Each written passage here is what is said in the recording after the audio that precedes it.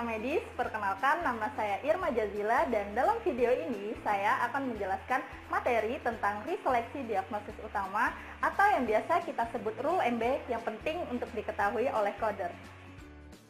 Sebelum kita akan membahas tentang rule MB, ada baiknya kita membahas tentang jenis-jenis diagnosis. Menurut Peraturan Menteri Kesehatan Nomor 76 Tahun 2016, diagnosis terbagi menjadi dua, yaitu diagnosis utama dan diagnosis sekunder. Diagnosis utama adalah diagnosis yang ditegakkan oleh dokter pada akhir episode perawatan yang menyebabkan pasien mendapat perawatan atau pemeriksaan lebih lanjut. Selanjutnya yaitu diagnosis sekunder. Diagnosis sekunder terbagi lagi menjadi dua, yaitu komorbid dan komplikasi. Komorbid adalah penyakit yang menyertai diagnosis utama atau kondisi yang sudah ada sebelum pasien dirawat. Sedangkan komplikasi adalah penyakit yang timbul selama masa perawatan dan memerlukan pelayanan tambahan sewaktu episode pelayanan. Tahukah kalian apa yang harus dilakukan seorang coder apabila dokter menetapkan diagnosis utama tidak sesuai dengan definisi diagnosis, tindakan yang diberikan, spesialis yang merawat, serta perawatan yang diberikan kepada pasien selama dalam masa perawatan? Tentu, coder harus melakukan konfirmasi terkait hal tersebut kepada dokter penanggung jawab pasien yang telah menetapkan diagnosis utama. Namun, apabila coder sulit bahkan tidak bisa melakukan konfirmasi dengan dokter yang bersangkutan, disitulah peran reseleksi diagnosis utama atau rule MB sangat penting.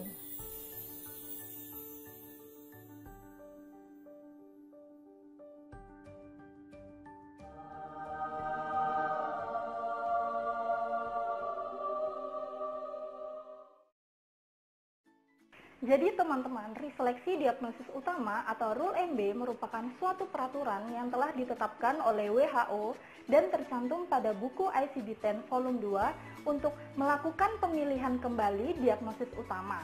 Dan peraturan ini hanya dapat dilakukan apabila dokter yang bersangkutan dalam menetapkan diagnosis utama tidak bisa dilakukan konfirmasi.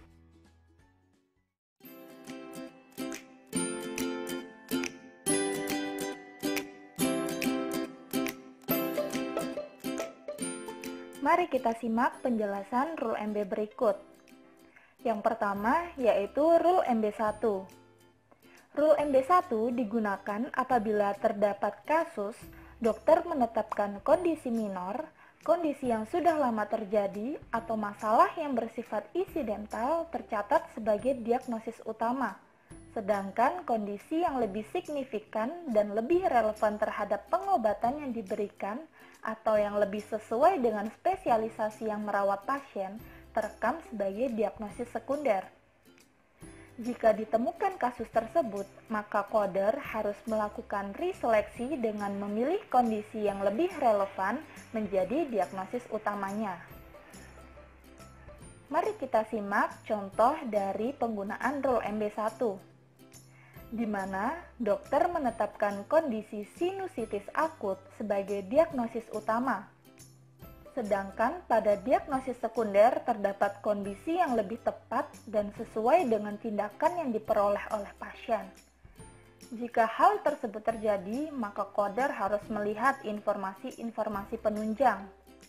Dalam kasus ini terdapat keterangan bahwa lamanya pasien dirawat yaitu 3 minggu.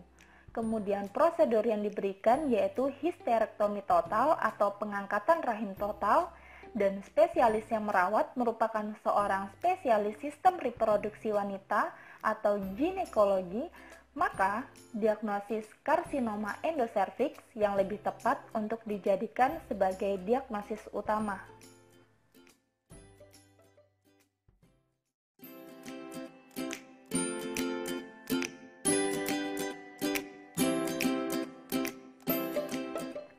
Yang kedua yaitu rule MB2.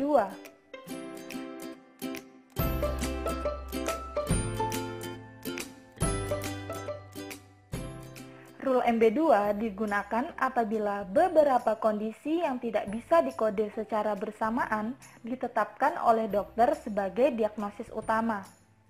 Jika ditemukan kasus tersebut, maka coder harus melihat di rekam medis pasien untuk mencari informasi yang lebih mengarah ke satu dari kondisi-kondisi yang ditulis sebagai diagnosis utama. Jika ada informasi yang menunjang, maka pilihlah kondisi yang relevan dengan informasi tersebut sebagai diagnosis utamanya. Bila tidak ada, pilihlah yang pertama kali disebutkan. Seperti contoh, katarak, meningitis staphylococcus, dan penyakit jantung iskemik merupakan kondisi-kondisi yang tidak bisa dikode secara bersamaan. Oleh karena itu, coder harus mencari informasi di dalam rekam medis yang dapat menunjang salah satu diagnosis yang tertulis untuk dijadikan sebagai diagnosis utama. Karena dalam kasus tersebut spesialis yang menangani adalah spesialis syaraf atau neurologi, maka dipilihlah meningitis staphylococcus sebagai diagnosis utamanya.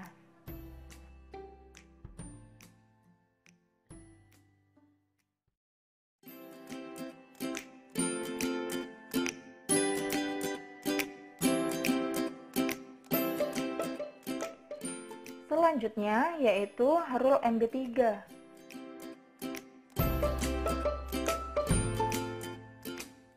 Rule MB3 digunakan apabila terdapat kasus dokter menetapkan diagnosis utama merupakan gejala atau tanda yang umumnya terklasifikasi dalam bab 18 atau masalah non-morbid yang terklasifikasi pada bab 21, sedangkan hal tersebut secara jelas menggambarkan tanda, gejala, atau permasalahan dari kondisi yang didiagnosis di bagian lain yang sesuai dengan pelayanan atau perawatan yang diberikan. Jika ditemukan kasus tersebut, maka coder harus memilih kondisi yang sesuai dengan pelayanan atau perawatan yang diberikan sebagai diagnosis utamanya, bukan gejalanya. Seperti yang ada pada contoh, yang ditetapkan oleh dokter sebagai diagnosis utama adalah hematuria, di mana hematuria atau kencing darah merupakan gejala dari penyakit yang telah diobati. Kasus ini ditunjang oleh informasi tindakan yang diberikan kepada pasien, yaitu eksisi atau pengangkatan papilomata dengan proses diatermi, dan spesialis yang menangani adalah spesialis saluran kemih atau urologi. Maka dilakukan reseleksi dan dipilihlah papilomata dinding belakang kandung kemih sebagai diagnosis utamanya.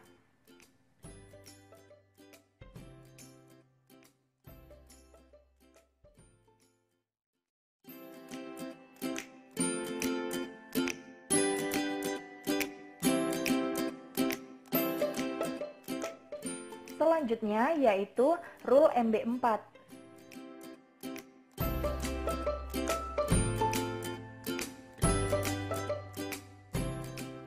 Rule MB4 digunakan apabila dokter menetapkan diagnosis utama merupakan istilah yang umum, sedangkan kondisi dengan istilah yang lebih khusus dan relevan ditetapkan sebagai diagnosis sekunder. Jika ditemukan kasus tersebut, maka coder harus memilih kondisi dengan istilah yang lebih khusus dan relevan yang terdapat pada diagnosis sekunder sebagai diagnosis utamanya.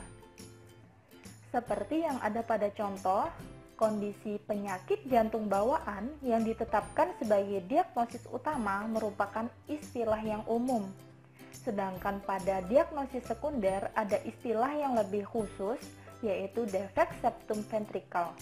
Oleh karena itu, dilakukanlah reseleksi dan defek septum ventricle menjadi diagnosis utamanya.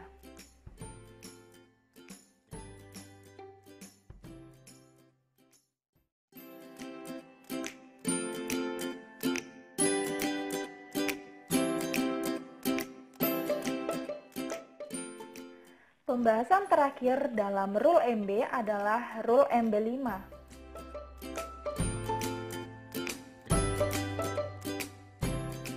Rule MB5 digunakan jika dokter menetapkan diagnosis utama merupakan gejala dengan suatu petunjuk bahwa gejala tersebut disebabkan oleh suatu kondisi atau kondisi lain.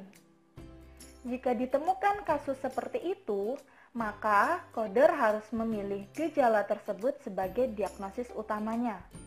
Jika dua kondisi atau lebih tercatat sebagai pilihan diagnosis untuk diagnosis utama, maka pilihlah kondisi pertama yang tercatat.